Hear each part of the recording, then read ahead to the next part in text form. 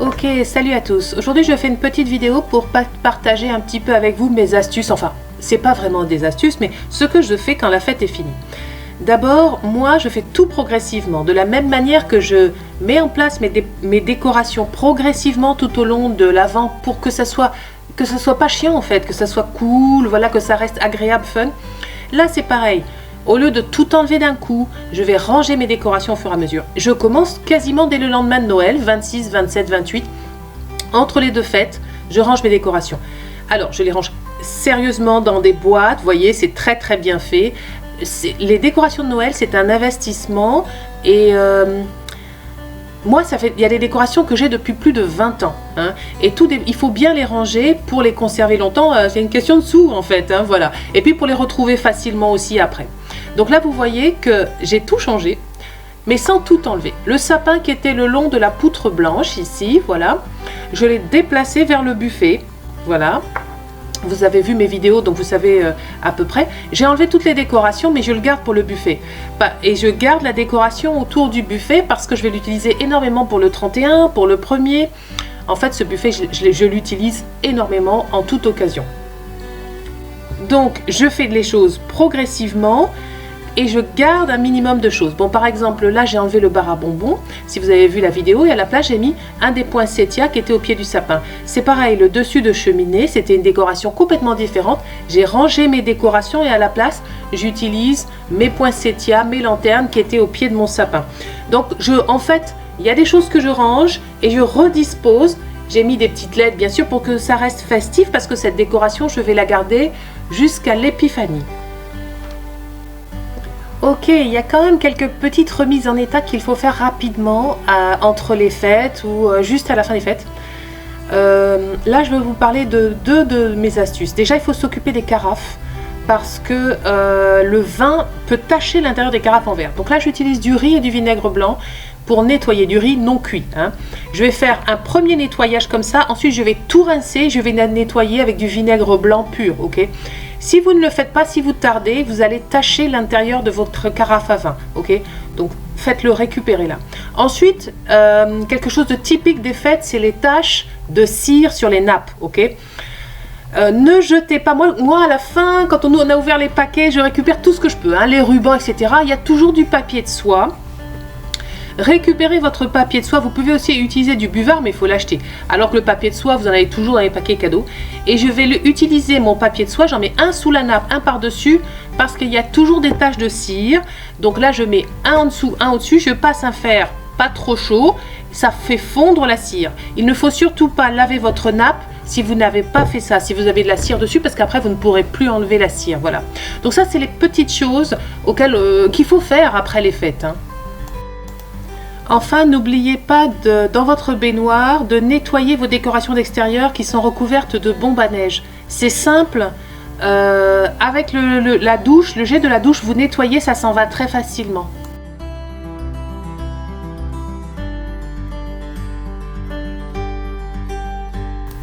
Après les fêtes, il nous reste toujours beaucoup de bonbons. Donc, et de sucreries, de chocolat.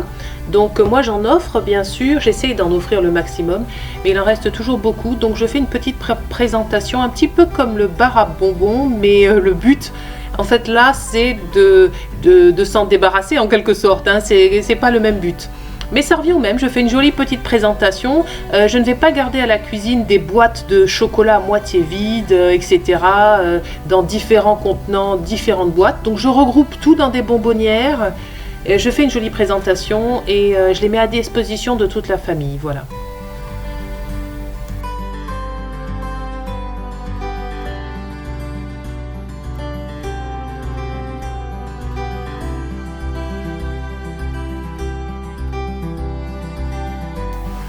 Avec tous les chocolats qui me restent, je vais faire des mug gift pour les maîtresses, professeurs de musique, professeurs de natation, etc. Donc j'ai acheté des mugs et puis aussi des petites LED pour l'effet waouh. Vous savez, si vous me suivez, que j'adore les effets waouh. Donc je vais mettre une petite lumière à l'intérieur du mug. Et l'intérêt des mugs, il faut que j'en parle un tout petit peu. Je trouve que c'est le cadeau idéal de fête de fin d'année ou pour les collègues de travail ou pour les maîtresses et autres professeurs de musique, de danse, de ce qu'on veut. parce que c'est pas cher, c'est des gens qu'on connaît pas, on veut pas mettre un gros budget, on ne veut pas non plus les gêner, ok? Donc là, le mug en plus, donc on en a pour moins de 5 €, et en plus, le mug c'est très utile sur les lieux du travail. Donc par exemple là les maîtresses elles vont prendre le café ou le thé dans la salle des profs avec ce mug. On a toujours besoin d'un mug sur le lieu du travail, une petite soupe par exemple pour ceux qui restent entre midi et deux. Donc c'est le cadeau idéal, pas cher et parfait, voilà, pour la personne qui le reçoit comme pour la personne qui offre. À l'intérieur je vais mettre des chocolats, je vais recycler mes chocolats. Dans des sachets à confiserie que j'ai acheté, mais alors attention, je n'utilise que des chocolats emballés individuellement, ok? Là je recycle aussi mes sucres d'orge qui étaient sur mon sapin, si vous avez suivi mes vidéos. Oui, j'insiste, des chocolats emballés individuellement parce que c'est quand même un cadeau, il faut que ça soit propre, etc. hein. Je mettrai la petite lumière, comme vous voyez, comme le sac à confiserie est transparent, ça va faire mon effet waouh. Je cherche toujours à faire ce petit effet, et en plus pour pas cher, hein, il y en a vraiment pour quelques centimes, parce que ces petites lumières sont vendues par paquet de 6, par paquet de 4 ou de 3, et vous en avez pour maximum 1 € quoi, mais même moins, hein, voilà. Donc je regroupe mes chocolats. Quand je dis couvert individuellement, je veux dire pyrénéen, rocher, papillote, etc. Une des astuces, c'est d'acheter les mugs en fonction, dans les couleurs de votre décoration de Noël, d'accord? Comme ça, vous n'avez pas besoin d'acheter autre chose. Vous avez tout qui est coordonné. Ce qui est joli, c'est que le cadeau soit coordonné. Et là, moi, j'ai pas acheté des mugs dans un autre coloris que le mien, hein, que celui rouge et blanc de ma propre décoration. Comme ça, je n'achète rien d'autre. Je ne fais que recycler. Le papier de soie, je l'avais, les rubans, je les avais, les sucres d'orge rouge et blanc, tout est rouge et blanc.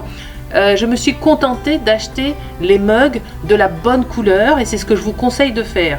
Sinon, vous allez être obligé d'acheter tout en assorti, des rubans assortis, etc. En fait, vous allez augmenter le coût de votre petit cadeau.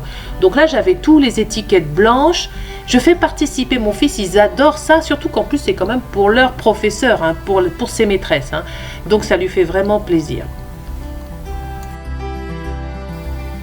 Bon, maintenant je vais détailler un petit peu ce que j'ai mis exactement dans ces mugs pour ceux qui voudraient faire quelque chose d'équivalent, hein, comme petit cadeau. Donc j'ai le mug, au fond du mug j'ai mis du papier de soie. Donc là je vais vous donner le détail exact. Au fond du mug, j'ai mis un petit peu de papier de soie pour le volume, hein, parce que je ne vais pas mettre beaucoup de sucreries non plus, hein, dans le sac à confiserie. Donc du papier de soie au fond. Ensuite par-dessus j'ai un sac à confiserie dans lequel j'ai mis quelques papillotes et des chocolats emballés individuellement, hein, type pyrénéen, etc. Rocher, papillotes, voilà. Et puis je mets un petit photophore, une petite LED pour l'effet waouh, ok? Devant, c'est tout. Voilà ce qu'il y a à l'intérieur du sachet. Peut-être 5, 6, 4, entre 4 et 6 confiseries, et puis la petite lumière, ok? Ensuite, devant, en décoration, j'ai mis un sucre d'orge avec un pic. Les pics qu'on met dans les cupcakes, voilà, aux couleurs de Noël, c'est un renne avec un petit cœur rouge, voilà. J'ai attaché l'ensemble avec un petit nœud aux couleurs de Noël, voilà, enfin c'est mon fils qui l'a fait, et j'ai mis ça devant, pour faire la décoration de devant. Ensuite, c'est pas fini. J'ai pris un petit ruban Vichy pour faire le tour du mug, là c'est ce que je suis en train de faire. Mon fils a écrit sur une étiquette blanche bonne année Muriel, bonne année Odile, etc. Et puis j'ai fini ça avec une mini boule rouge, j'ai fait un petit nœud et voilà, le mug est terminé. Voilà exactement en détail tout ce que j'ai mis dans mon mug gift pour les maîtresses et les différents professeurs. Voilà. Donc là j'en fais un dernier, voilà, je mets le papier de soie au fond, je mets les friandises dans le sachet, la petite lumière, devant le sucre d'orge avec le renne, voilà. Donc là vous avez vu un peu tout ce qu'il y a à l'intérieur de ces petits cadeaux, et là il y en a vraiment allez, maximum 5 €, je dirais même peut-être moins de 4 €. C'est simple, les mugs m'ont coûté 2,50 € chez Jiffy, voilà. Et le reste c'est que de la récup que j'avais déjà, voilà. Là je prépare les étrennes pour la factrice. C'est vrai qu'à la campagne on se connaît bien, on se voit très souvent. Elle est très sympathique. Je mets toujours un petit chocolat dans une boîte et puis je mets une carte assortie, toujours assortie, hein, avec les vœux, à l'intérieur de laquelle je vais coller une petite enveloppe dans laquelle je vais glisser un petit billet. Voilà, moi j'aime bien faire comme ça, je préfère que ça fasse cadeau, j'aime pas tellement le côté charité, j'aime que ça fasse petit cadeau, voilà.